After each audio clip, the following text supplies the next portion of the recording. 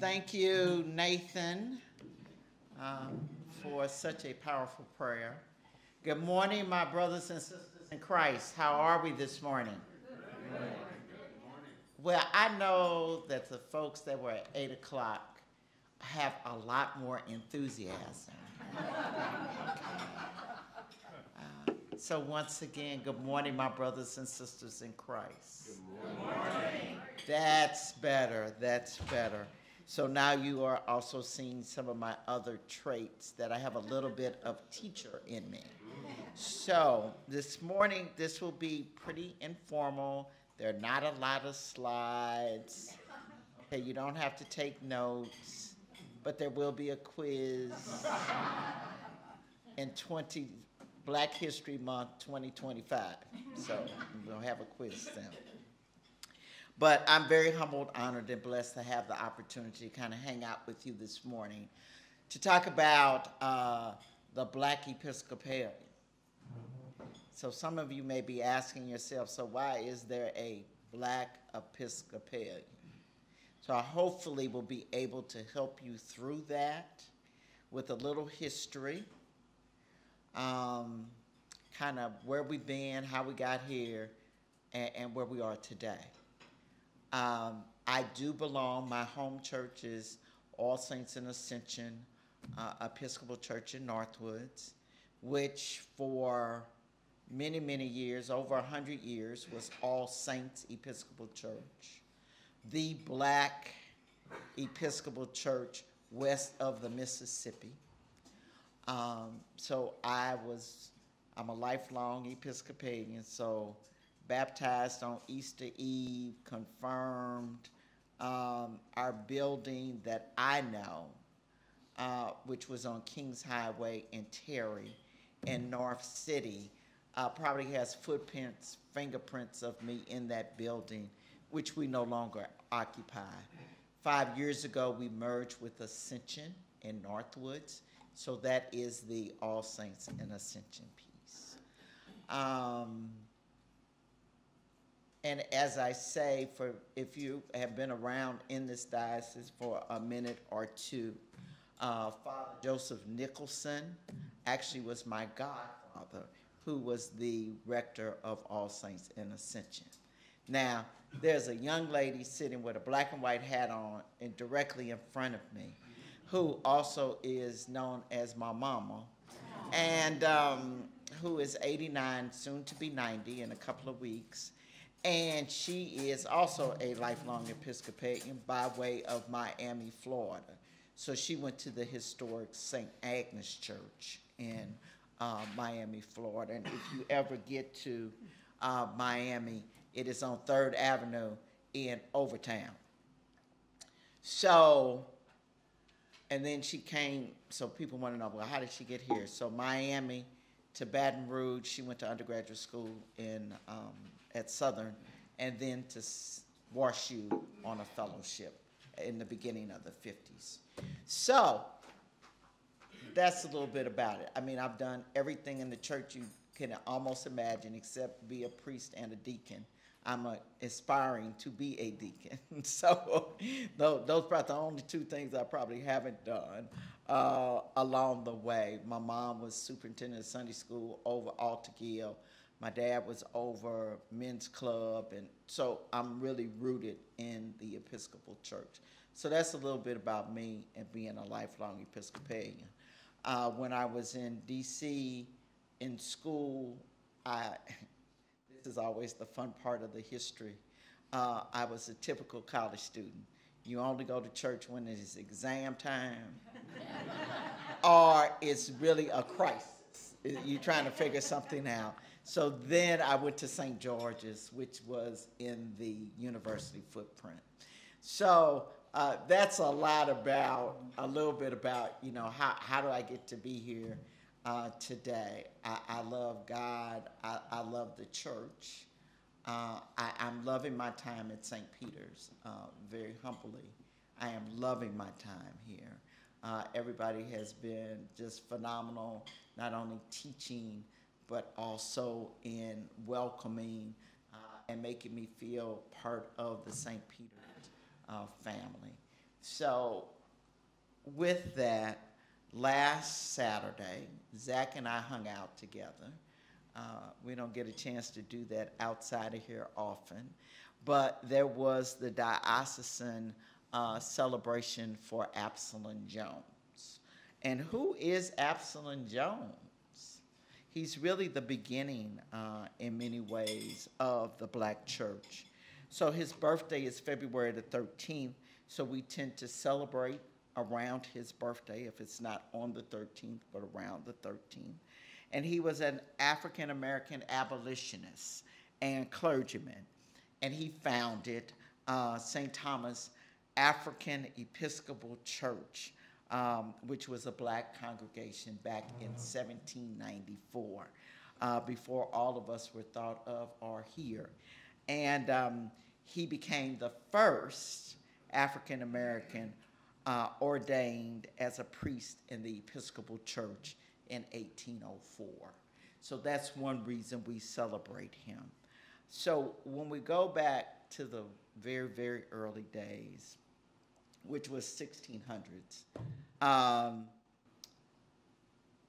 the majority of Black Christians in America were Anglican, which is, most people don't know that. You know, the Church of England was the mother church and was established by, for many landowners. So you kind of know where I'm going on that spectrum. Many landowners. So the landowners, the settlers, the planters were not interested in the conversion of African slaves. But the mother church was. So you begin to see how we got to where we were. So really the story begins around 1624. And there were a large group of English missionaries were sent to America under the Society for the Propagation of the Gospel, SPG, to Christianize the Blacks and the Indians. So for how many of my friends in the room are regular watchers of 9 PBS? Good job. We need to convert a few, though. Okay. So last Monday and Tuesday was a series on gospel from the music view. So you will see some of this history in that two-part series that was last Monday and Tuesday called Gospel. So gospel music, basically how the origins and all of that. This is Black History Month. Anything Black you want to see, 9 PBS, BET, Hulu, you know it, it's on. So your favorite movies, everything. And the movies, in a lot of respect, tell a lot of the story. So in looking at the gospel series last week, I actually got a better understanding of the creation of Take My Hand, Precious Lord by Thomas Dorsey, which is a song you will hear almost at every Black funeral. And he created that song because he lost his wife and his child. But it was more of an inspiration than it was sadness. So all of those things come into peace. And Henry Louis Gates does a phenomenal job of telling the history. So back to our history here.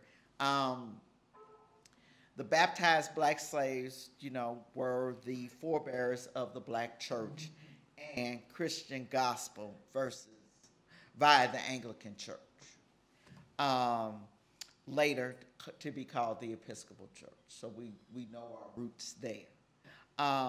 The response of the slaves and the eagerness of the missionaries were really the basis of survival of the Black church at the end of the day.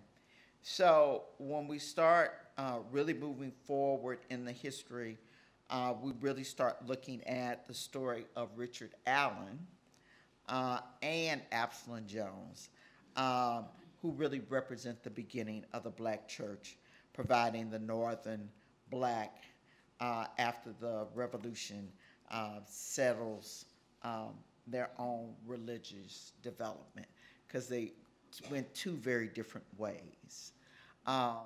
Richard Allen, Absalom Jones, as I said, began the black church. They were both telling the story as Methodists, okay, and were expelled, God forbid, from St. Michael's Methodist Church in Philadelphia in 1787. And then they formed the Free African Society, which later became an undenominational African church in 1794. The membership voted, which I find really interesting in the story. The membership voted to join the Episcopal Church, but Richard Allen said, I'm not going to do it. He wanted three conditions. He wanted it that they would be recognized as an organized body. Then he wanted, you know, this never happens, that they be guaranteed, you know that word, guaranteed, local control of their affairs. So you knew that would never happen. And that one of their members be placed over them and be ordained. So he said, you're not going to give me what I want, see you. The Episcopal Diocese, though, of Pennsylvania, under the Bishop William White, accepted the terms. And St. Thomas African Episcopal Church became the first black Episcopal church parish in 1794, with Absalom Jones being ordained a deacon. And you all are learning of the process. You always got to be a deacon first. You can't just jump into priesthood. You got to be a deacon first. And he was ordained by Bishop White in 1795 and a priest in 1804. So, Zach, your journey is a little shorter, than Absalom Jones's journey was to get to this. So he died at the age of 71, but he participated in the consecration of his comrade, Richard Allen, as the bishop of the AME Church, which is African Methodist Episcopal. So, Dudley, I see that look. How did you get from one to the other? Well, if you've ever been to an AME church, you'll see that the service structure is very similar. So he didn't accept the rules of the church, but basically went off to do his own thing, which is now a very big church, the African American Episcopal Church. Yes, sir. Oh, this is, you can ask questions along the way. Oh. I don't know if I have the answer, but you can ask questions along the way. So as I understand it, the Bishop of Pennsylvania agreed to the terms that Absalom Jones presented, which were included that there would be a separate entity. It would not be just the Episcopal Church. It would be a separate African entity that would be governed. So it would govern itself. It would not be over the authority of the bishop, the Episcopal Bishop of Pennsylvania. And is that the entity that eventually became the AME Church? Because I've always wondered about that.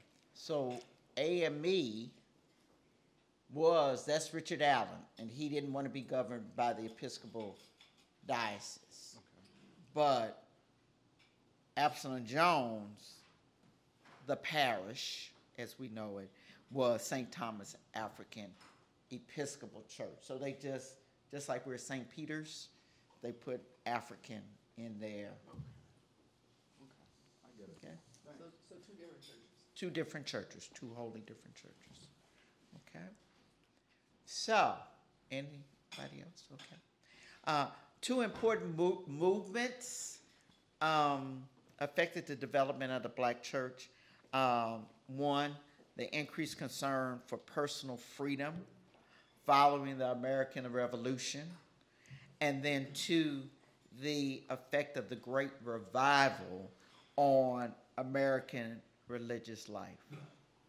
So the Episcopal Diocese was slow to give St. Thomas, now here we get to the good stuff, was slow to give St. Thomas a vote at its convention in 1863.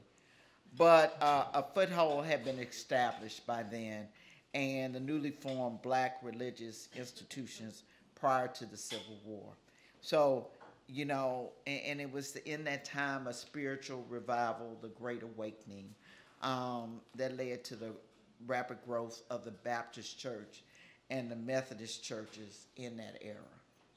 So anybody that has studied religion knows that there are a gazillion at the end of the day, some more established than others. And the movement of blacks toward Anglican was a late and slow process at the end of the day.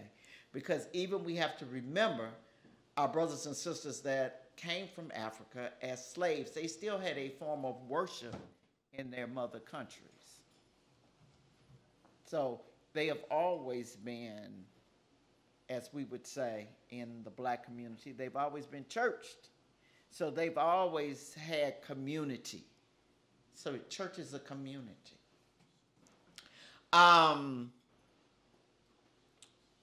As we move on, the movement of blacks, like I said, was late and slow.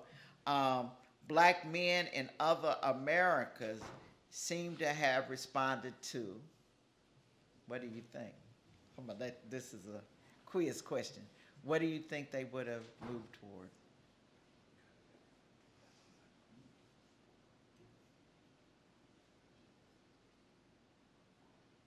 Catholicism. Yeah, that was, as I did some research, I was like, really? But yes.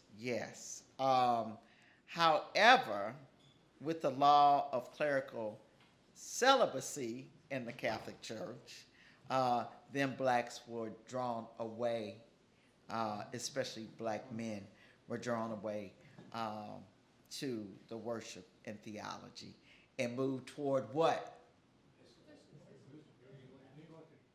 Everybody gets a gold star.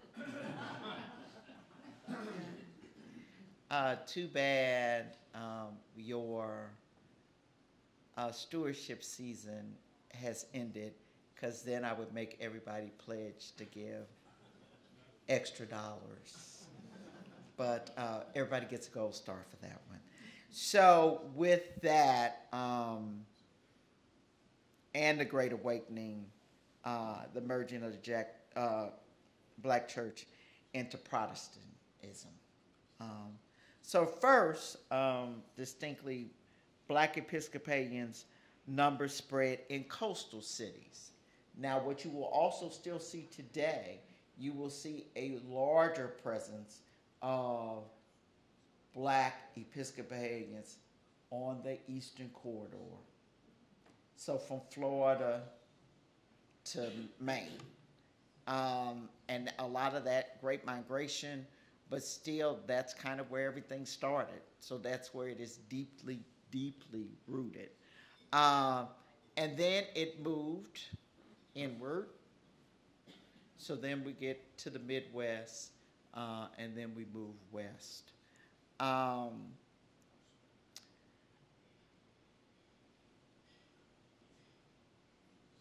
see where I am in my notes here.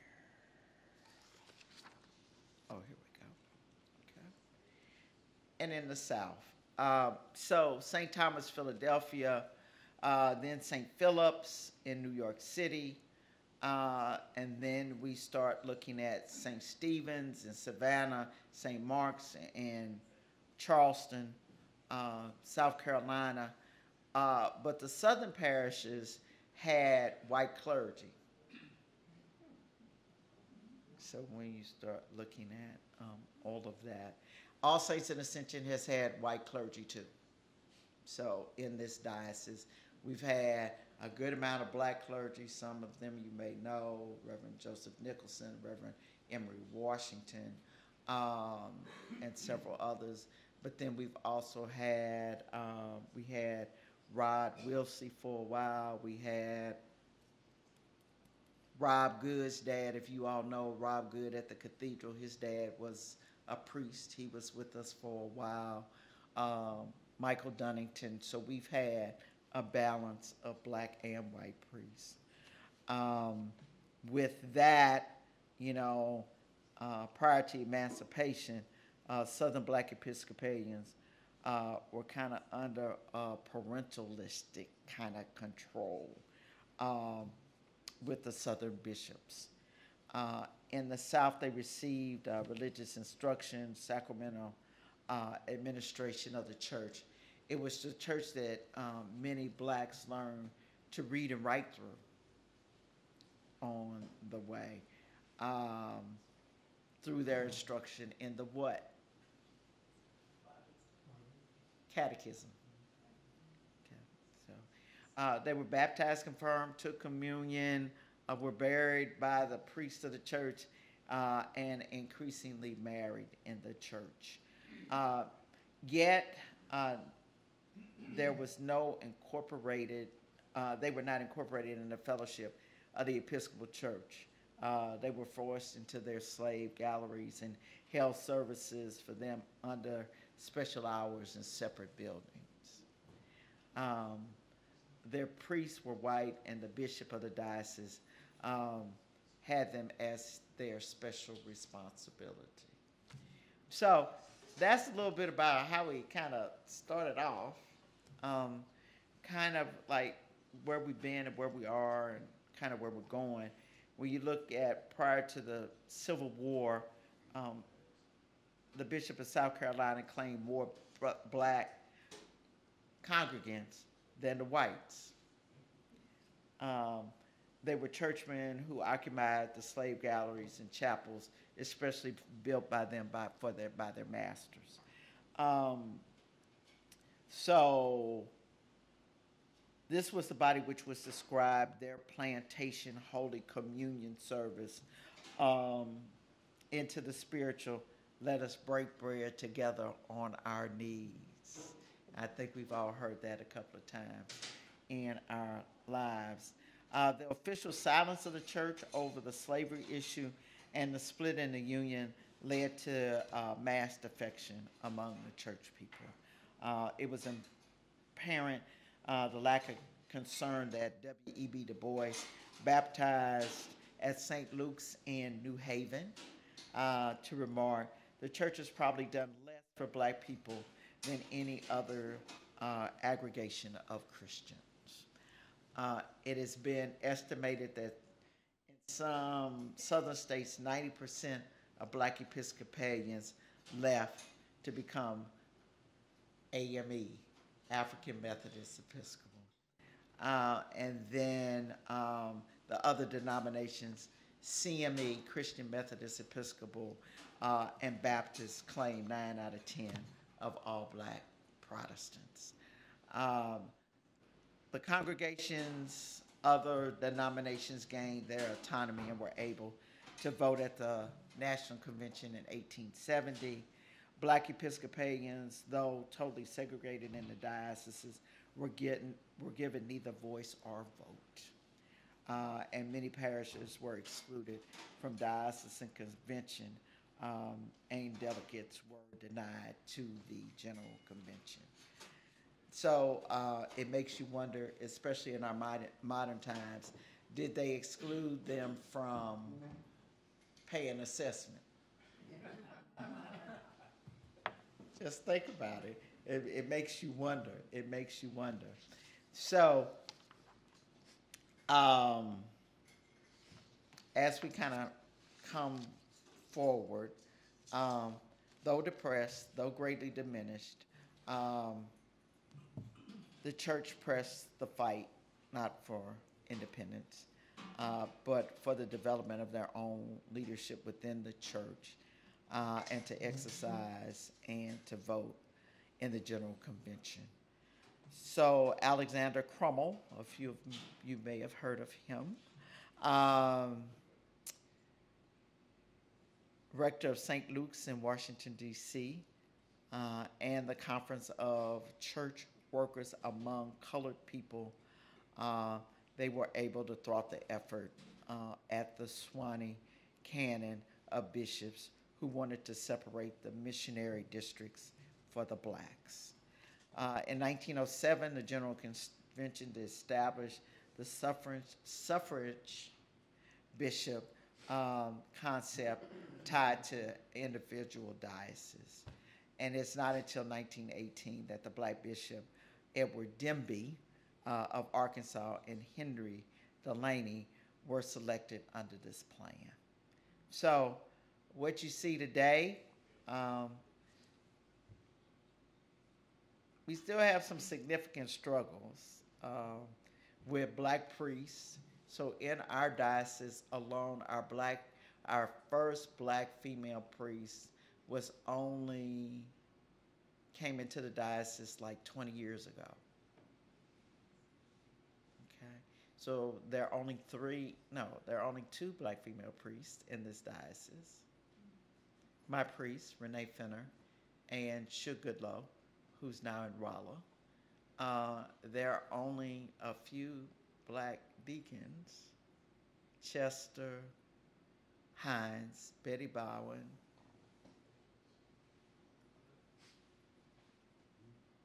not yet. But yeah, man, not that many. That really made me think. I probably should know that because I'm going to ask for your prayers because I go before standing committee on Saturday. So, yeah, that's kind of like the last vote before you get passed on. But when you really think about, we still have that struggle, not only in this diocese, but other dioceses throughout the country. But you got Absalom Jones, and you got Alexander Crummell, and George Bragg is now being vindicated as the larger church, along with the American Society, to respond to the black community's cry for self-expression, liberation, full participation in national life. Civil rights movement led the nation and its churches to become more aware and receptive to the aspirations of Black America. With that, in the Episcopal Church, there was the formation of the Episcopal Society of Cultural and Racial Unity and the General Convention Special Program to meet the needs of the Black that had expressed concerns in the 60s. We've also had the formation of the Episcopal Black Caucus and the Union of Black Episcopalians. That was in 1968. And I am a member of the Union of Black Episcopalians. And that's a forum and a lobby for black interests. Though small in comparison to other black church bodies, there are around 100,000 baptized black Episcopalians, or 3.5% of the total membership of the Episcopal Church. And this history, over the past 140 plus years, there have been 44 black bishops. That has increased. And the presiding bishop, as you all know, is Michael Bruce Curry, who was the first African American to serve as the presiding bishop. So, that's my story, that's my song.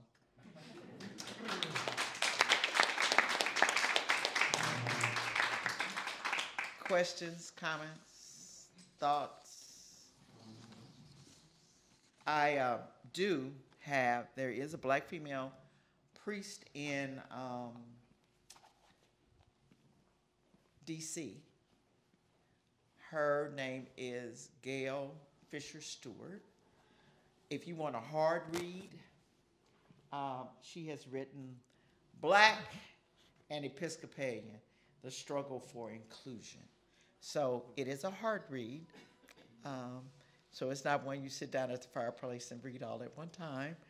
But it is a great read if you want to get a really deep perspective, as she is an African American female priest in the Episcopal Church. She also is a retired police officer and now serves as a police chaplain. So it's a very, very interesting read. Not to, it's kind of like movies for me. I don't spoil books either. But what I will share is, and the foreword is by Kelly Brown Douglas, who will be here on March the 16th at the diocesan gathering at St. Timothy's. So Kelly Brown Douglas is somebody I had to read a lot in seminary around struggle.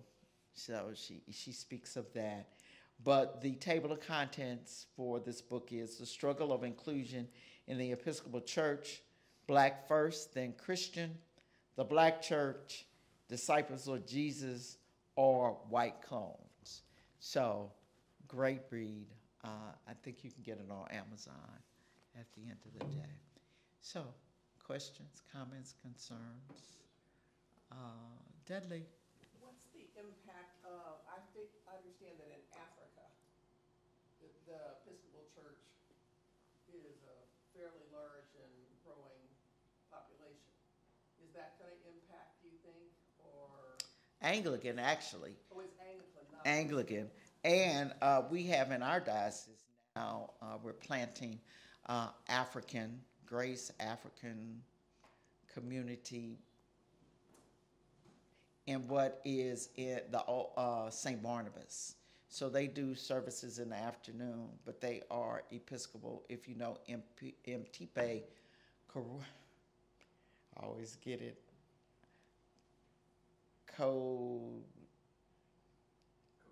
Kogani.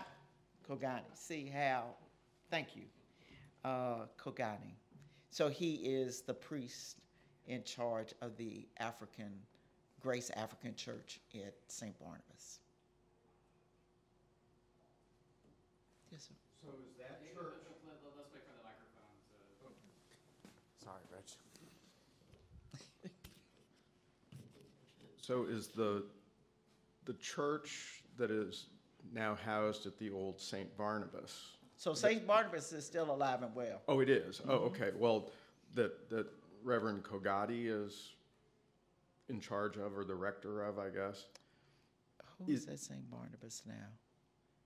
He does Grace African. Grace African. That's but what they I'm asking have about. a priest for St. Barnabas. Okay. So is the Grace African congregation under the authority of Bishop Dion Yes. or under an African bishop?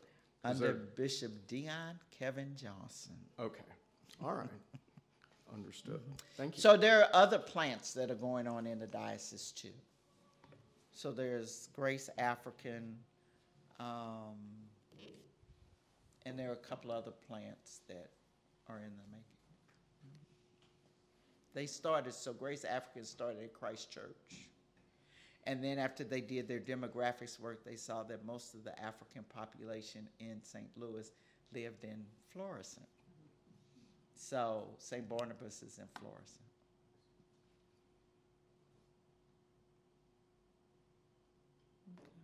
When you say plants, what do you mean by that? So a plant is, Val Patton wants to start a church, and you go and you talk to the bishop and all the other people, and you say, I want to plant the Val Patton Church of what's happening now. And you have to get his permission or whatever, and you have to go within the guidelines. And then if you have enough interest, then you can plant your church. Mm-hmm. And I'm sorry to disappoint you, but there will not be a church of what's happening now. It's Tim, catchy. How is, you gotta wait on the mic or you're gonna get in trouble. thanks, Zach. I'm new to this job. How diverse is the population, thinking of African Americans in seminaries, if you know? Up and coming? Okay, I don't have the answer to that, but what I will say is we do have non-black members at All Saints and Ascension Episcopal Church. Almost every, well, not every church in this diocese, but you would find that the congregation at Trinity Central West End is pretty mixed. At the cathedral, it's pretty mixed. So there are several that are pretty diverse at the end of the day. Then on the East Coast, you'll find black churches, Episcopal churches, and then those that are mixed. I was thinking specifically about black clergy in the church. We got some work to do. Okay. We got some work to do. What? So we have, at All Saints and Ascension, we have a black female priest. But then you've got Shug, who's at Rolla, which is predominantly white. And she does have some black members, but predominantly. What about at seminary, Valerie? Oh, seminary. Yeah. So tell me because you went to VTS. No. No, you didn't? I was at Duke. You were at Duke. Yeah. Okay. Yeah. It sure is. Yeah, it's a Methodist school. And I went to a UCC seminary, so There you we're go. all in trouble now. I would say there's a majority white population at Duke Seminary, but there is a very strong cohort of students of color who are rallying together to support one another. So I would say about 20% of the population would be an individual of color at Duke, and that's just like a rough estimate off the top of my head. Not what would you say at UCC, Valerie? At Eden, Yeah. I would say 50-50.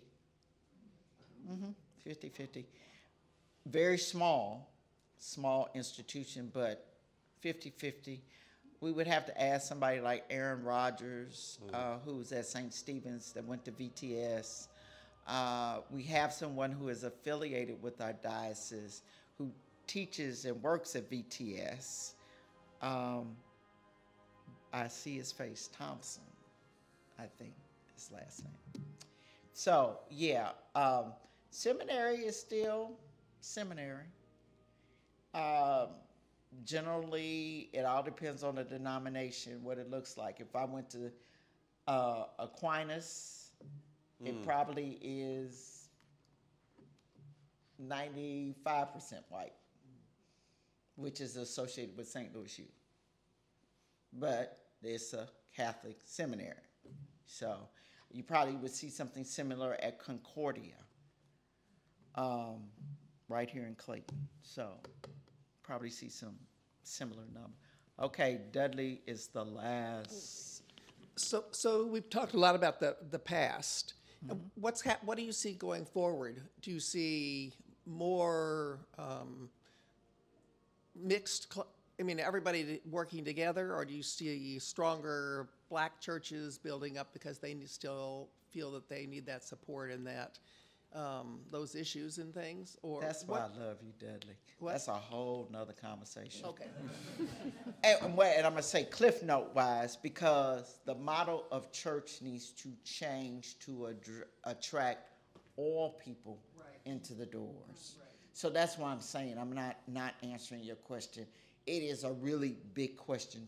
Churches are struggling now. Even the mega churches are losing people.